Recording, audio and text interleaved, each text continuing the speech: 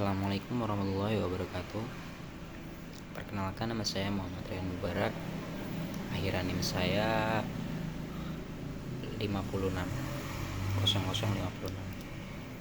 Jadi di sini saya akan menjelaskan tentang persepsi siswa SMA terhadap pemilihan jurusan. Pemilihan jurusan adalah salah satu keputusan penting yang dihadapi oleh setiap siswa SMA.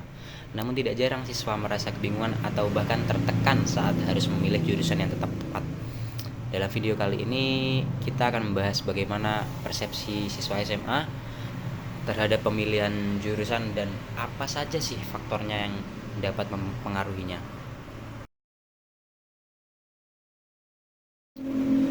Keputusan ini tidak hanya menentukan apa yang akan dipelajari selama di SMA, tapi juga dapat mempengaruhi langkah mereka ke jenjang pendidikan atau ke karir yang selanjutnya. Video ini akan dibagi menjadi beberapa segmen. Kita akan masuk kepada segmen pertama. Mengapa pemilihan jurusan itu penting? Pemilihan jurusan adalah keputusan yang menentukan arah pendidikan di SMA, yang pada gilirannya juga akan mempengaruhi karir di masa depan. Jurusan yang dipilih akan menentukan jenis mata pelajaran yang akan dipelajari lebih mendalam dan juga membuka peluang karir tertentu setelah lulus.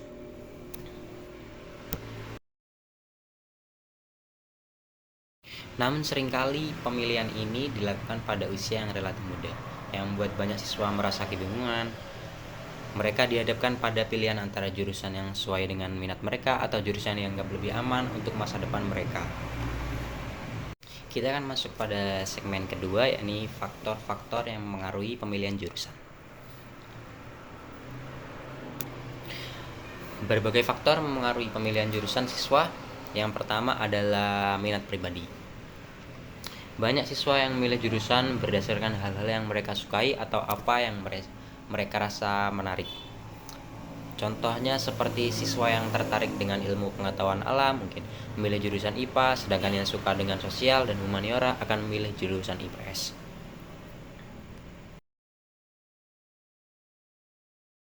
Tapi ada juga faktor lain yang ikut mempengaruhi seperti saran dari orang tua.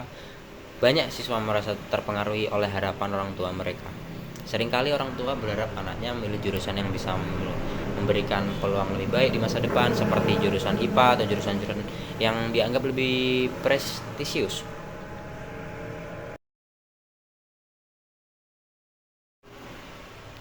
Selain itu, ada lagi faktor tekanan teman sebaya. Siswa kadang merasa harus memilih jurusan yang sama dengan teman-teman mereka karena khawatir mereka akan tertinggal atau tidak terima dalam kelompok sosial mereka jika memilih jurusan yang berbeda. Faktor lain yang tidak kalah penting adalah informasi yang tersedia. Saat ini banyak siswa mencari informasi tentang jurusan melalui internet, media sosial, atau diskusi dengan teman-teman.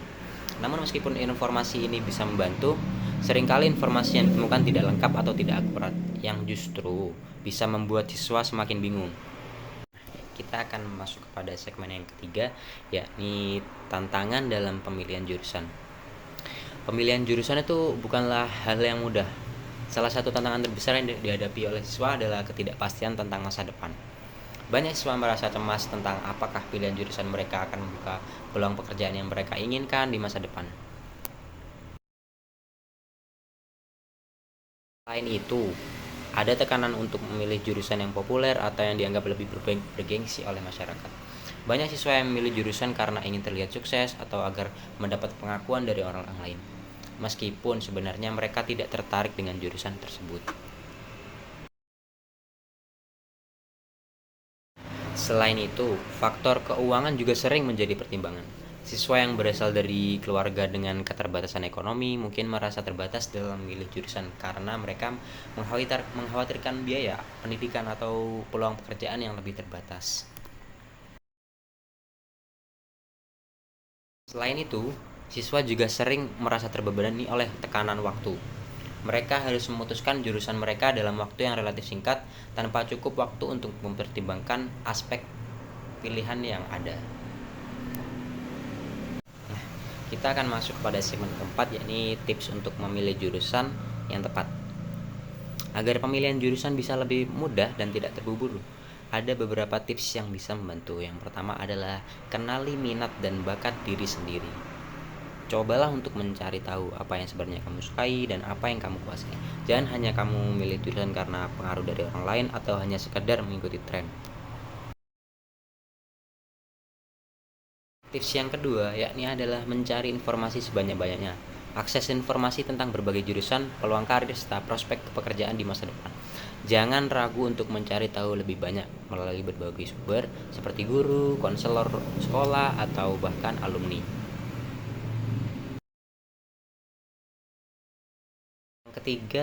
Yang ketiga yakni berbicara dengan orang tua atau guru bisa sangat membantu karena mereka bisa memberikan perspektif yang lebih luas dan membantu memahami potensi serta keterbatasan yang mungkin tidak kita sadari. Dan yang terakhir adalah percaya pada diri sendiri. Meskipun memilih jurusan bisa terasa berat, penting untuk ingat bahwa ini adalah keputusan untuk masa depanmu. Cobalah untuk memilih apa yang membuatmu merasa nyaman dan bersemangat untuk dipelajari. Kita akan memasuki kepada segmen kelima, yakni kesimpulan. Pemilihan jurusan adalah keputusan yang sangat penting dan meskipun penuh dengan tantangan, keputusan ini akan sangat memengaruhi masa depan kita. Ingat, yang terpenting adalah memilih jurusan yang sesuai dengan minat dan potensi diri. Jangan biarkan tekanan dari luar memengaruhi pilihanmu.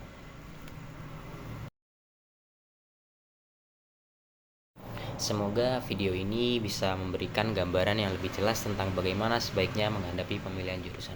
Ingat, masa mudamu ada di tanganmu. Sampai jumpa di video selanjutnya. Cekidot.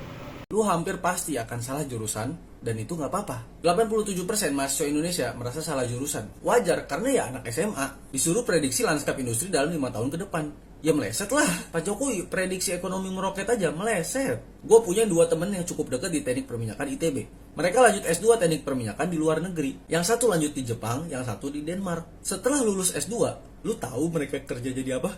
Yang lanjut di Jepang, sekarang jadi software engineer. Yang lanjut di Denmark, sekarang jadi data scientist.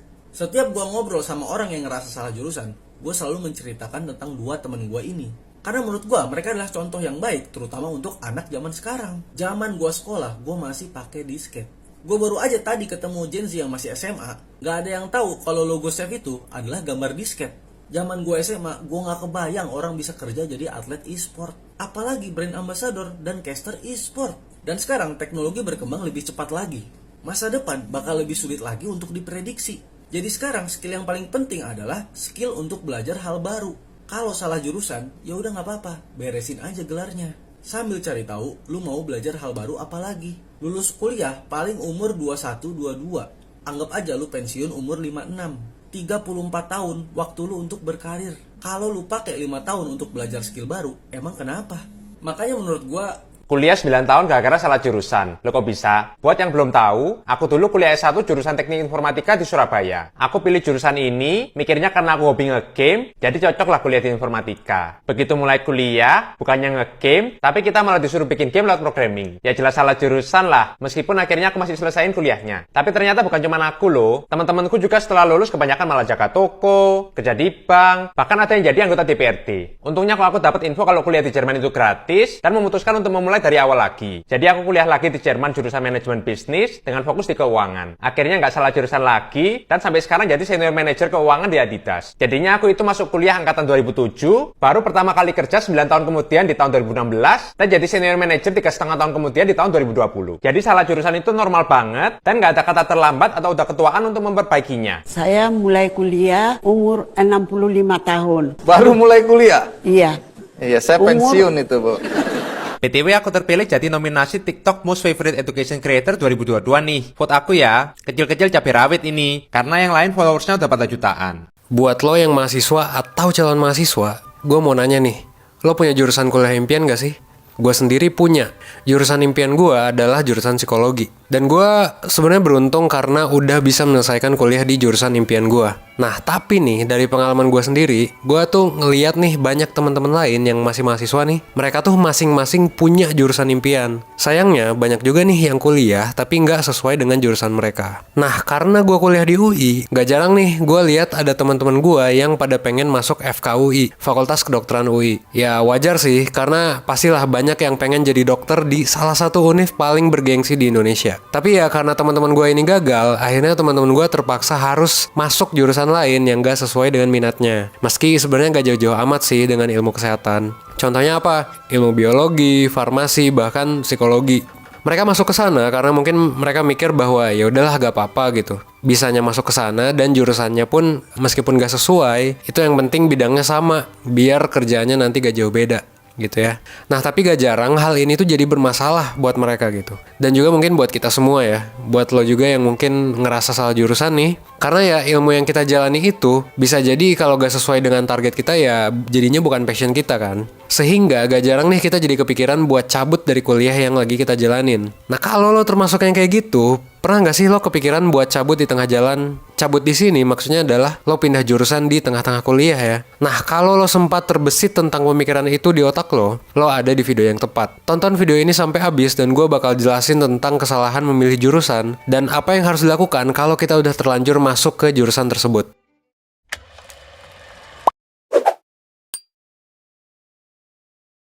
Well, gak bisa dipungkiri, belajar hal yang bukan passion kita itu bakal bikin kita setengah hati ngejalaninnya. Lo yang sekarang mungkin ngerasa salah jurusan kuliah, pasti ngerasain hal kayak gitu. Belajarnya mungkin jadi setengah-setengah, motivasinya juga jadi lebih rendah gitu. Dan banyak dampak lainnya. Nah, akhirnya beberapa dari lo mungkin berpikiran buat pindah jurusan dengan harapan ketika lo berada di jurusan yang lo inginkan, lo bakal jadi lebih rajin, lebih semangat, dan bisa menjalani dunia perkuliahan dengan lebih niat gitu. Bahkan mungkin lo sampai bilang ke diri sendiri, wah kalau gue pindah ke jurusan ini gitu, pindah ke jurusan X, gue pasti akan semangat belajar sampai bisa lulus cum laude, misalnya kayak gitu ya.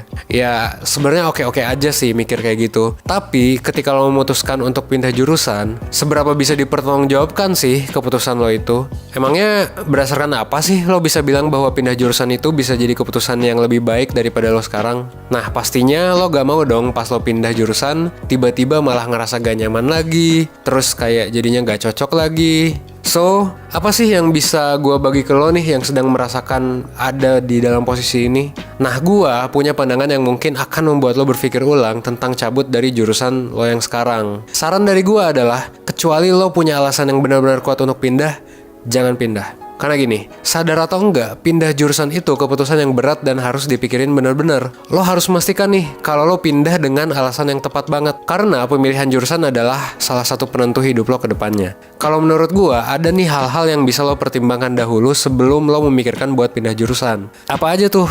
Pertama, pastiin lo punya rencana karir yang jelas dan tujuan kenapa lo menginginkan untuk pindah jurusan. Coba pikirin apa yang mau lo lakuin 10 sampai dengan 20 tahun dari sekarang.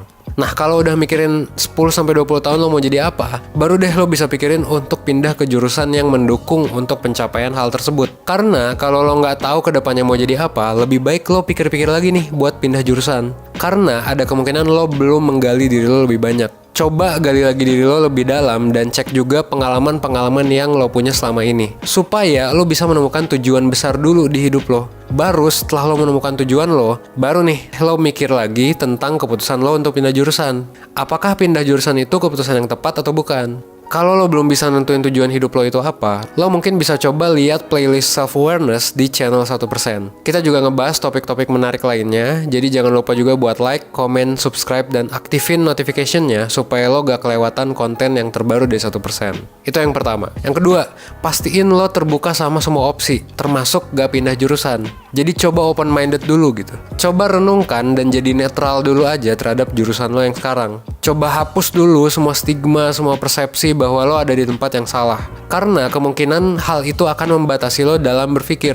Dan bisa jadi lo bakal jadi bias. Bisa aja kan lo jadi menutup banyak kesempatan untuk belajar hal yang baru. Jadinya terbatas gitu. Yang mungkin aja bisa berujung pada ketertarikan terhadap bidang lo yang sekarang. Coba deh pikirin, apa yang lo bisa raih kalau lo tetap di jurusan yang sekarang? Coba pikirin dulu itu, mungkin aja lo tetap bisa punya potensi keren ketika lo stay di jurusan lo sekarang. Nah, ini nyambung juga sama yang nomor 3 nih. Yang ketiga, pastiin lo udah mencoba untuk menggali lebih banyak hal dari program studi lo. Kalau lo belum nyoba menyelami ilmu yang lo pelajari sekarang dan lo tiba-tiba pengen pindah, ya bisa dibilang wajar-wajar aja sih. Karena ada kemungkinan juga lo belum tahu hal-hal yang bisa bikin lo tertarik dari jurusan tersebut. Jadi, coba teliti lagi jurusan yang lo sedang jalani sekarang. Jangan-jangan lo bisa menghasilkan hal yang hebat banget dari situ. Dan mungkin bisa jadi juga ternyata jurusan ini mendukung tujuan hidup lo dengan cara lain yang sebelumnya lo gak tahu sama sekali. Nah, terakhir, lo juga harus ingat bahwa pemilihan jurusan itu bukan hal yang sembarangan ya. Ini bisa jadi salah satu batu pijakan lo dalam hidup. Karena lo bakal ngabisin kurang lebih 3-5 tahun rata-rata di kuliah. Ya 4 tahun sih rata-rata kuliah. So, coba pikirin baik-baik gimana caranya biar lo bisa ada di jurusan yang tepat. Gitu aja dari gua. Semoga lo bisa menjadi lebih baik, seenggaknya 1% setiap harinya. Gua Evan dari 1%. Thanks.